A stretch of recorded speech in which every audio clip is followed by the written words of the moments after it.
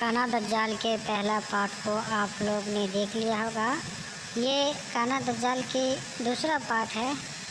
یہ کانا دجال کہاں سے آئیں گے اور پھر اس کی خاتمہ کیسے ہوں گے، پوری جانکاری اس بیان کو سننے میں۔ اب آپ لوگوں نے پہلے پارٹ کو نہیں دیکھا ہے تو کانا دجال کے واقعہ پہلے پارٹ اپلوڈ ہے، جا کے وہاں دیکھیے، پھر اس پارٹ کو سنیں، تبھی آپ لوگ کو پورا سمجھ میں آئے گا اور بہترین سننے کانا دجال کا کیسے خاتمہ ہوا بہترین سننے کے لیے چلیے اس بیان کو ہم اسٹارٹ کرتے ہیں اور غور سے سننے کے بعد عمل کریں۔ چلو اسے ہم اسٹارٹ کرتے ہیں۔ رہے ہوں گے اور دعا کرتے ہوں گے مولا ہم لوگوں کے ظلم سے تنگ آ گئے، ہماری مدد فرما، تو ندا آئے گی تم میں مہدی موجود ہے، اس کا نام محمد ابن عبداللہ ہے، تو لوگ ان کو ڈھونڈیں گے اور چہرہ دیکھ کر پہچان جائیں گے کہ ہم میں سب سے زیادہ حسین نورانی چہرے والے صاحب وجاہت صاحب جلالت یہ شخصیت ہے، تو لوگ ان کے ہاتھ پر بیعت کریں گے۔ اس طرح لوگ ان پر بیعت کریں گے۔ امام مہدی رضی اللہ تبارک و تعالی عنہ ان کی بیعت لے کر ان مسلمانوں کو، ایک روایت کے مطابق جن کی تعداد 313 ہوگی، ایک روایت کے مطابق 70 ہوگی، واللہ عالم ورسولہ عالم، بہرحال جتنی بھی تعداد ہوگی وہ اس تعداد کو لے کر ملک شام تشریف لائیں گے، یعنی اب وہ دین کی اشاعت کریں گے۔ لوگ چونکہ دجال سے متاثر ہو گئے تھے، عورتیں قریب ہو گئی تھی، بلکہ مسلمانوں یہ بھی ہے جب کوئی غلط چیز آئے نا تو اس کو دیکھنے بھی مت جایا کرو۔ میرے آقا نے فرمایا کچھ مومنین یہ کہہ کر جائیں گے کہ چلو دجال کو دیکھ کے آتے ہیں کیسا ہے، اور دیکھنے جائیں گے تو اسی کے ہو جائیں گے۔ اس لیے غلط چیزوں کو دیکھنے بھی مت جایا کرو، مجمع بڑھانے بھی مت جایا کرو، کیونکہ آقا فرماتے ہیں کہ جو جن کا مجمع بڑھائے وہ انہی میں سے ہوتا ہے، تو اس دجال کے پاس نہ جائیں اور دجالوں کے پاس بھی نہ جایا کریں، کیونکہ انہی میں سے ہو سکتے ہو۔ وہاں لعنت برسے تو اس لعنت وہ لعنت تم پہ بھی پڑ سکتی ہے، تو لوگ دجال کو دیکھنے جائیں گے اسی کے ہو جائیں گے، تو ادھر لوگ دجال سے متاثر ہوں گے، ادھر امام مہدی جن کی عمر 40 سال ہو چکی ہوگی، لوگ ان کے ہاتھ پہ بیعت کر کے اب اسلام کی اشاعت کریں گے۔ تو یہ ہوگا کہ امام مہدی جامع مسجد دمشق ملک شام میں جو مسجد ہے، الحمدللہ فقیر قادری نے اس کی زیارت کی ہے۔ جامع مسجد میں جو عموی جامع مسجد بھی کہلاتی ہے، اس کو دمشق کی جامع مسجد بھی کہتے ہیں۔ میں جب وہاں پہنچا تھا وہ دن جمعہ کا دن تھا، میں نے سوچا یہاں نماز پڑھیں کہ نہیں پڑھیں، کہیں جاؤ تو پہلے یہ فکر پڑتی ہے امام کیسا ہوگا پتہ نہیں، کیونکہ حسینی ہے نا، ہم لوگ بغیر دیکھے نہیں پڑھتے، امام دیکھ کے پڑھتے ہیں۔ کیونکہ 22,000 کا لشکر میرے امام کے پیچھے نماز پڑھنے تیار تھا، حسین 22 کو لے کے کہتے تھے تمہارے پیچھے نہیں پڑھیں گے، جھگڑا تو پڑھنے کا ہی ہے۔ 22,000 ایک ساتھ جمع ہو جائیں، ہم 22 رہیں، تو حسین اعظم کے نقش قدم پہ رہتے ہوئے ہماری جماعت حسینی جماعت ہے، یہ نہیں ہے۔ ابھی دیکھیں نا یہاں پر کچھ حضرات کو میں دیکھ رہا ہوں، کبھی کبھی داد دینے کو جی چاہتا ہے، لیکن پھر کبھی کبھی جو غصہ بھی آتا ہے۔ غیر مقلدین کے لیے کچھ حضرات حنفیت کے معاملے کو لے کے بہت لڑ رہے ہیں، چلیے اچھا ہے 2-4 مارکس آپ کو دے دیتے ہیں، لیکن جب آپ حرم میں جاتے ہو تو انہی غیر مقلدوں کے پیچھے نماز پڑھتے ہو، کس منہ سے تم لڑ رہے ہو؟ اگر تم سچے حنفی ہو تو مالیگاؤں میں عوام کے لیے لڑتے ہو اور وہاں جا کر ان کے پیچھے سر پٹکتے ہو، یہ سنیوں کی حنفیت ہے۔ ہم یہاں بھی مخالف وہاں بھی مخالف، ان کے دیار میں جا کر، بلکہ ان کا کیا دیار، وہ تو دیار میرے رسول کا دیار ہے۔ ہم اپنا مسلک نہیں بدلتے، وہاں بھی حنفیت پہ قائم رہتے ہیں، اور یہ حال ہے۔ یہاں کانفرنسیں ہو رہی ہے حنفیت کو لے کر، امام اعظم کو لے کر، لیکن وہاں برابر نماز پڑھتے ہیں۔ یہ دو رنگی چھوڑ دو، دو رنگی چھوڑ دے، یک رنگ ہو جا، سراسر موم یا پھر سنگ ہو جا۔ دو رنگی ہونے سے کام نہیں چلتا۔ حنفی ہو تو جیسے مالیگاؤں میں حنفیت ہے ویسے مکہ میں بھی حنفیت بتاؤ، مدینہ منورہ میں بھی بتاؤ۔ ارے ہم لوگ دھکے کھاتے ہیں لیکن دامن حنفیت نہیں چھوڑتے، الحمدللہ یہ ہمارا تسلب ہے، لیکن ہم صرف فروعی مسائل کی بنیاد پر نمازیں ترک نہیں کرتے، بلکہ وہ ہمارے نبی کے گستاخ ہیں، اس لیے ان کے پیچھے نماز نہیں پڑھتے۔ بہرحال یہ ایک الگ عنوان ہے۔ تو عرض یہ کر رہا تھا کہ دمشق کی جامع مسجد میں جب میں پہنچا تو سوچا کہ نماز پڑھوں کہ نہیں پڑھوں، جمعہ کا دن मुमकिन था, लेकिन जब मुअज्जिन आया तो मेरे दिल की बातें खिल गई। जब वो अजान देने खड़े हुआ तो पहले उसने पूरी सूरह जुमा पढ़ी और उसके बाद फिर उसने कसीदा बुर्दा पढ़ा अजान से पहले। मैं समझ गया हमारे यहाँ तो सिर्फ एक दुरूद पढ़ा जाता है, ये तो कहीं अशार पढ़ रहा है।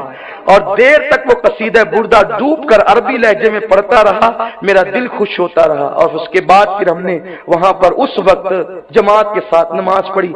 यहाँ के कुछ लोग भी थे हमारे साथ मौजूद थे। बहरहाल वो एक अलग तफसील है, उसका एक अलग सफरनामा है, फिर कभी इंशाअल्लाह। तो वहां इमाम मेहदी फजर का वक्त होगा, सुन्नतें अदा की जा चुकी होगी। देखो कितनी तफसील से बताया मेरे रसूल ने, हमारे आका ने कितनी तफसील से बताया।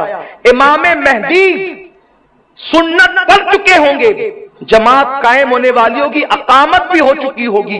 उस वक्त काली और सियाह रात होगी, उस रात को काली रात होगी। दमिश्क की जामा मस्जिद, जो दमिश्क की जामा मस्जिद है, उसके मशरकी मीनारे पर, शर्की मीनारे पर हजरत ईसा अलैहिस्सलाम का नुज़ूल होगा।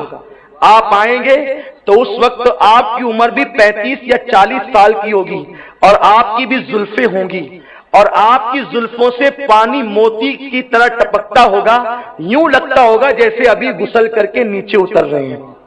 जैसे हजरत ईसा अलैहिस्सलाम को इमाम मेहदी देखेंगे तो हजरत इमाम मेहदी पीछे हट जाएंगे, क्योंकि इमाम मेहदी नबी नहीं है, क्योंकि खत्म नबूवत मेरे आका पर है, हुजूर खातमुन नबीयीन है। हजरत ईसा अलैहिस्सलाम आएंगे नबी की हैसियत से नहीं, नबी रहेंगे, नबूवत खत्म नहीं होगी उनकी, नबी रहेंगे, लेकिन नबी की हैसियत से नहीं आएंगे, उम्मती की हैसियत से आएंगे। और अभी पता चल जाएगा आपको कि किस अंदाज से वो रहेंगे। तो इमाम मेहदी पीछे आ जाएंगे, अज़राए अदब कि हजरत ईसा अल्लाह के पैगंबर आ गए, और मुसल्ला उनके सुपुर्द करेंगे, हुजूर आप नमाज पढ़ाएं। तो हजरत ईसा अलैहिस्सलाम, मेरे रसूल ने देखो कहां तक बयान किया, अपने दोनों हाथ हजरत ईसा अलैहिस्सलाम इमाम मेहदी के कांधों पर यूं रखेंगे और उनको आगे करेंगे। आप पढ़ा यूं, इस तरह मेरे रसूल ने बताया, इस तरह उनके कांधों पे हाथ रख के उनको मुसल्ले पे करेंगे। इस वक्त तो उम्मत के इमाम आप हैं, आप नमाज पढ़ाएं। मेरे आका ने फरमाया अपने सहाबा से, ऐ मेरे सहाबा, वो दिन तुम पर कितना अच्छा होगा कि मेरा बेटा मेहदी नमाज पढ़ाएगा और ईसा नबी उनकी इक्तिदा में नमाज पढ़ेंगे। ये इमाम मेहदी की, कहां वो आवारा जिसके नाम पे इतने केस दर्ज हैं और कहां ईसा जिसके पीछे नमाज पढ़े, हजरत ईसा जिसके मुक्तदी बनकर, हजरत ईसा का मर्तबा जनाब मेहदी से अफजल है, लेकिन जिसकी इक्तिदा में हजरत ईसा नमाज पढ़ेंगे वो इमाम मेहदी की जात है। अब जब इमाम मेहदी नमाज पढ़ाएंगे, अरे ये उम्मत मोहम्मदिया की शान है। कोई कहते हैं हम नबी की तरह, अरे नबी का बेटा कितनी शान वाला है, और वो भी कौन सा, सबसे आखिरी आने वाला इमाम। इमामत की इब्तिदा मौला अली से हुई और इमामत की इंतहा इमाम मेहदी पर। नबी के घर में इमामत है, हुसैन आजम के घर में इमामत है। ये इमामों का खानदान है। सबसे आखिरी इमाम बनकर इमाम मेहदी आएंगे, नमाज पढ़ाएंगे। इधर नमाज मुकम्मल होगी कि 30,000 यहूदियों को लेकर काना दज्जाल मस्जिद के दरवाजे पे खड़ा होगा। अब काना दज्जाल जब आएगा तो हजरत ईसा अलैहिस्सलाम की सांस से, ऐसे आप सांस लेंगे तो आपकी सांस की बरकत से दज्जाल पिघलने लगेगा और लड़ाई होगी, जमकर लड़ाई होगी, खूब लड़ाई होगी। ऐसी लड़ाई होगी, अल्लाह अकबर, के यहूद मारे जाएंगे। आका अलैहिस्सलाम की हदीस है कि अगर यहूदी किसी पत्थर के पीछे छुपा होगा तो पत्थर मुसलमान को कहेगा, ए मुसलमान इधर आ, मेरे पीछे यहूदी छुपा, इसको कत्ल करिए, बहुत दिनों से हंगामे कर रहे थे। यानी उस वक्त तो पूरा माहौल उनके खिलाफ होगा, यहूदी कुचले जाएंगे। बैतुल मुकद्दस पर इस्लाम का परचम लहराएगा, इस्लाम का परचम इमाम मेहदी और जनाब ईसा लहराएंगे। और काने दज्जाल को बैतुल मुकद्दस के करीब एक गांव है छोटा सा, जो आज भी मौजूद है, वहां पर दज्जाल कत्ल किया जाएगा, जहन्नम रसीद होगा और उसके बाद फिर امام مہدی بیت المقدس کو اسلام کی راجدھانی بنائیں گے، اسلامی راجدھانی۔ چونکہ مدینہ منورہ کے اندر زلزلے بھی آئیں گے تو جتنے منافقین ہوں گے وہ سب بھاگ جائیں گے اور دجال کے ساتھ ہو جائیں گے، اور جو مومنین ہوں گے وہ امام مہدی کے ساتھ آ جائیں گے، اور پھر آپ کا پایہ تخت راجدھانی بیت المقدس جو آج یہودیوں کے قبضے میں ہے، اسرائیل کے قبضے میں، وہاں اسلام کا پرچم لہرے گا اور وہیں پر امام مہدی رہیں گے۔ پھر یہ ہوگا چین، ہندوستان، پاکستان، ترکی اور اس طرح سے دنیا کے جتنے ممالک پر کافروں کی حکومت تھی وہ ان سے حضرت عیسیٰ علیہ السلام اور امام مہدی دونوں مل کر جنگ کریں گے، اور یہاں بھی بھیجیں گے اپنی افواج کو، اور عالمی سطح پر جنگ ہوگی۔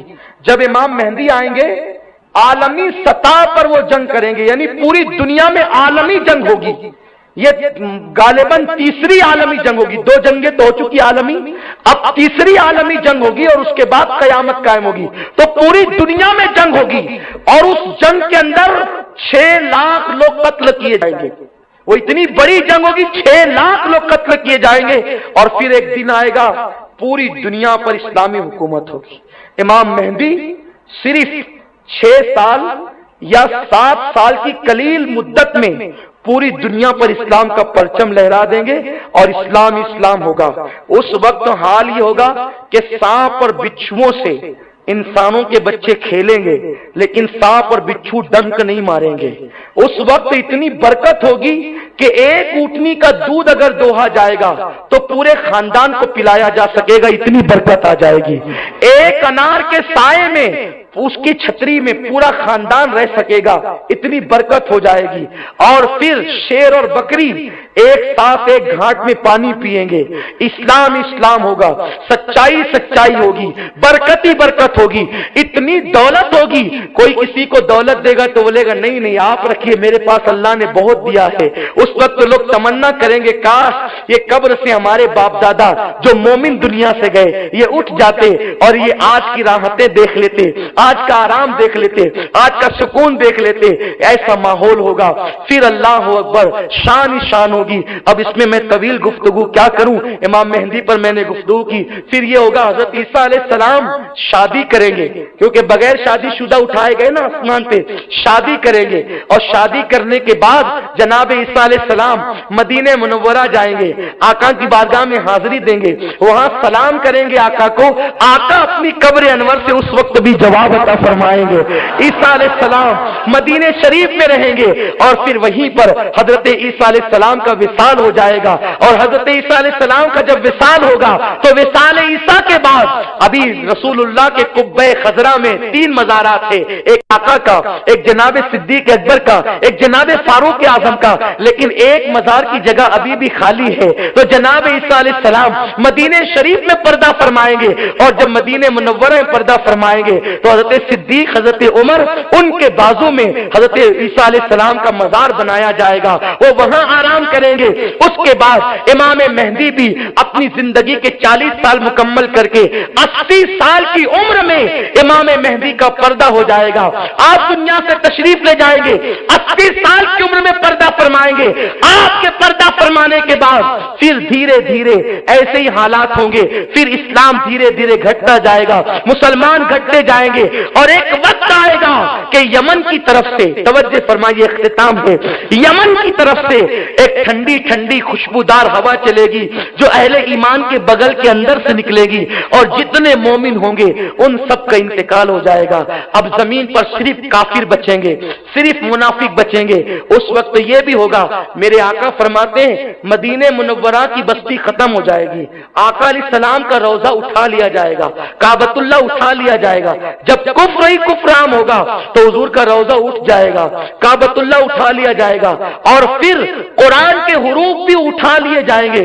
لوگ رات کو سوئیں گے قرآن دیکھتے ہوئے، اور جب صبح کو اٹھیں گے تو کاغذ ہوگا، قرآن کے الفاظ نہیں ہوں گے، قرآن اٹھا لیا جائے گا، اور پھر گندگی ہی گندگی، اتنا گناہ ہوگا، اتنی برائی ہوگی کہ جس کو بیان نہیں کیا جا سکتا۔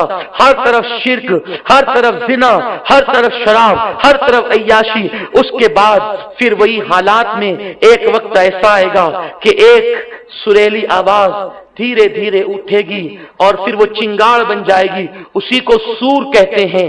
सितारे टकराएंगे, आसमान फटेगा, जमीन में जलजले आएंगे, जमीन उथल पथल कर देगी।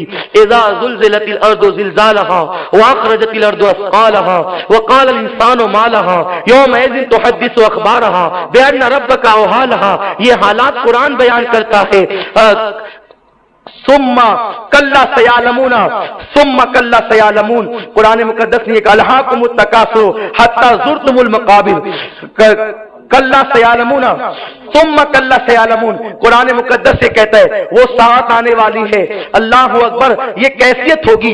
और जमीन जिस वक्त जलजले जमीन में आएंगे, सितारे आपस में टकराएंगे, जमीन से बड़े बड़े कई गुना बड़े सितारे हैं। जब सितारे टकराएंगे तो जो गावन ऊँटनियां होगी उनका हमल जाय हो जाएगा, लोगों के कान फट जाएंगे, लोगों के सीने फट करके कलेजे बाहर को आएंगे। इस तरीके से वो चिंगार होगी और कयामत आएगी। लेकिन कयामत जो आएगी वो सिर्फ काफिरों पर आएगी।